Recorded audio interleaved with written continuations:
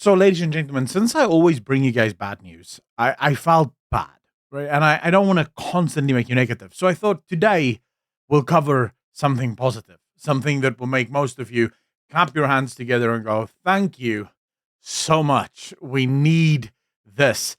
Over the weekend, Senzo Mchunu or Mchunu, I don't exactly know how he wants his name to be pronounced, but he was in KwaZulu-Natal. And during a eulogy, a funeral, he had a couple of choice things to say about South Africa and specifically about the ANC. Now, remember, Senzo Mchunu was the last police minister who is currently under investigation for criminal charges that may or may not be brought against him. This follows General Mkhwanazi that made allegations against him that he is in bed with criminal cartels and criminal gangs.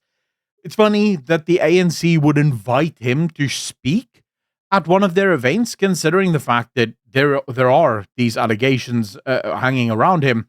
And in most non-criminal entities, so when you're not dealing with a criminal empire, this would just be seen as a bit of a misstep, right? Most serious political parties and serious businesses, a business won't, for example, go out and hire a spokesperson that has a known history of embezzling funds.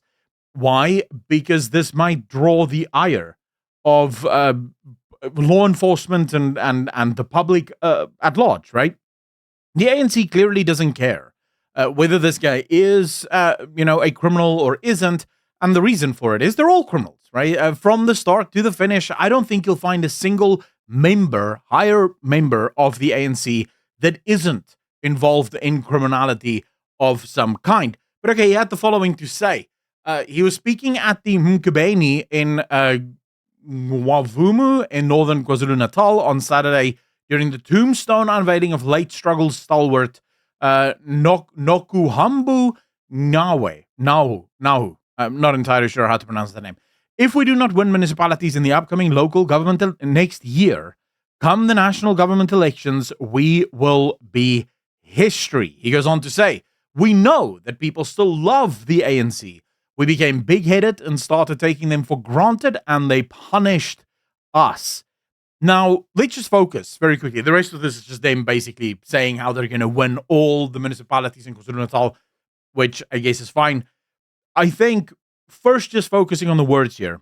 I don't think he's just speaking.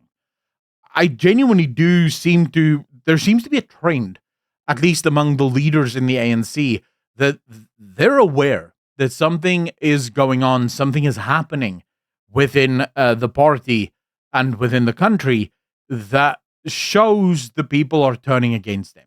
And I think they sort of recognized it with the loss of the last election.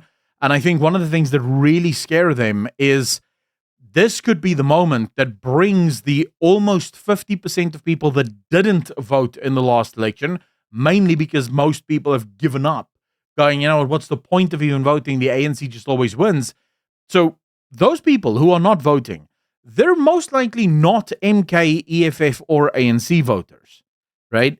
EFF, they're a populist party. They would be able to convince everyone that wants to vote for them to vote for them. The MK is the same.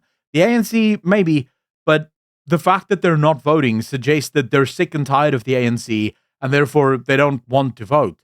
Now, the last election may have actually shown them, hey, there might be an opportunity here, right? We could actually get this back. So the ANC is clearly panicking. I think that's why you saw the minister in intelligence come out a couple of months ago warning about a potential coup. We saw General Mkhwanazi turn against his own minister of police. We just saw the chief general of the military, basically going out and doing his own thing. And that's just a whole wild thing because Ramaphosa said he didn't know anything about it. So he's sort of caught between a rock and a hard place. If truly Ramaphosa didn't know anything about the chief general's visit to Iran, this means that the military is no longer taking orders from the commander-in-chief. In South Africa, the president is the leader of the military. That's how the system is set up. It means the military is no longer answering to the president, right? So either our president has lost the military already, which is literally ground zero for a military coup, or the president did know, in which case we're about to get punished by the Americans in a major fashion. But okay, let's just quickly examine this. We know that people still love the ANC. No, they don't. As it turns out, over the weekend, we found out that most people who were at this national dialogue, the reason the second day was almost empty, and a lot of people didn't even show up the second day, and a lot of people were actually super angry, was that people thought they were going to be compensated for participating in the national dialogue. As SABC News here writes, money appears to be a significant motivating factor for some delegates participating in the two-day national convention in Pretoria after misplaced expectations of financial compensation arose. This comes after it was made known that delegates would be volunteering their services and time and wouldn't receive any compensation. And they themselves admit that some people, I think they were just deflated and said, why is there 700 million rand if we're not gonna get paid? So clearly, people didn't really care about this national dialogue. A lot of people just kept going and kept going along with it because they thought, hey, payday, let's do this. But okay, let's examine the other claim here, right? That they can absolutely bring people back. And what they need to do is work as hard as possible to get people back on their side. They go on to say, and this is not from Mchunu, I believe, this is from Mike Bayakulu, or Maboya Kulu, that says, to be in a coalition with the IFP and DA does not mean that they are friends.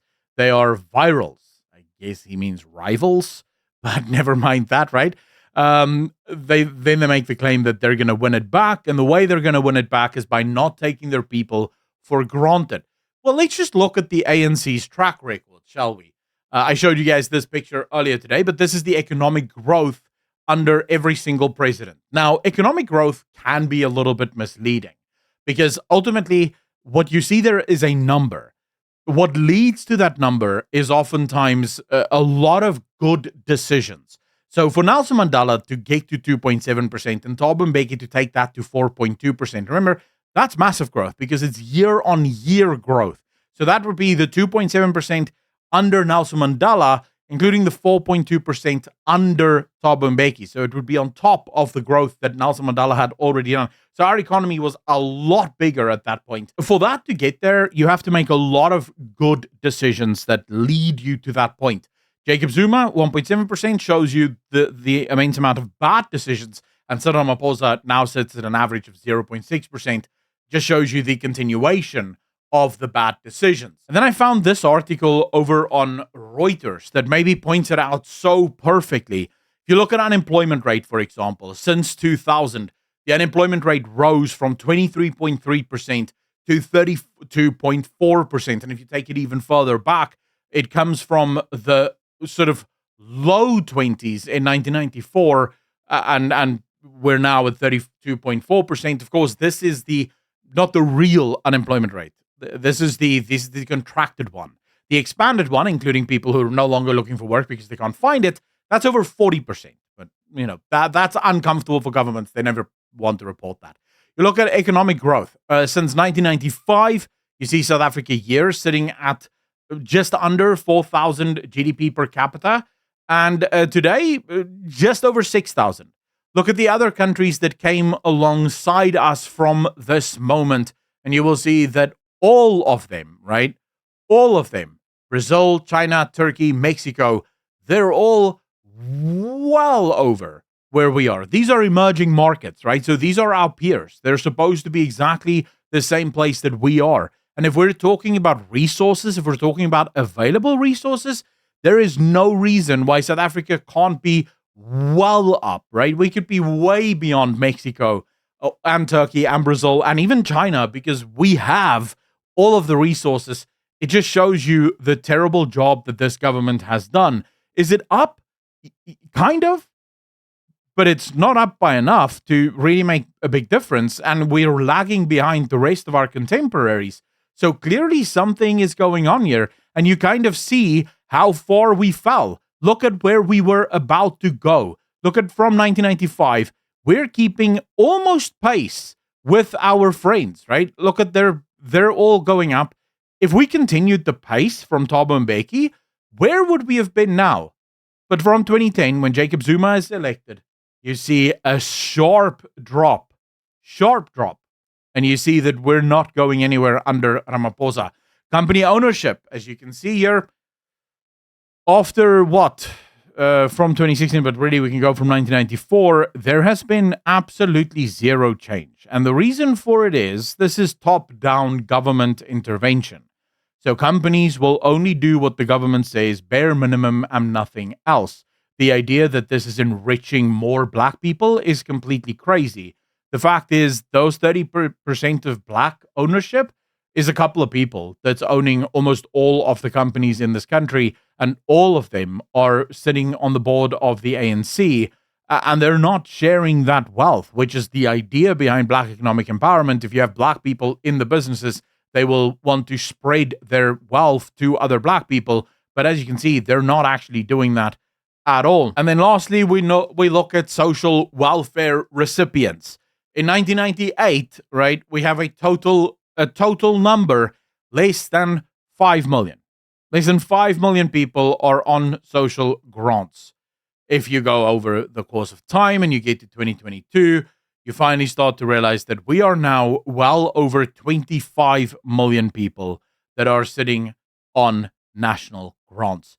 These are not the numbers that you want to see from a government that is quote unquote successful. So Mchunu, Ramaphosa, all of you in government, the problem is you. The problem is your communism. The problem is your socialism. The problem is the fact that you continuously exclude white people from the economy under the guise of fixing and transforming the economy. And yet that transformation is never actually happening because top-down approaches to economic reform never works. No country in the history of the world has ever made itself rich by taking from the rich and giving to the poor. Everywhere that's been tried in every single country on earth over the course of all of human history has led to an impoverished nation. The statistics I just shared with you, that's how all of those countries look. That's what they all end up looking like. But we're going to keep running it back because the ANC has no new ideas. Let me know in the comment section down below how you feel about all of this. If you like what I do and you think more people should have access to rational and honest conversations, then please consider hitting the like button, hitting that subscribe button, and leaving a comment because it does help out. A massive thank you to all of the patrons and the YouTube channel members for supporting this channel. To become a patron, hit the link in the description down below or just the join button below this video. Any and all support really, really helps. As always, be good to each other, be kind to each other, and I'll see all of you in the next one. Peace.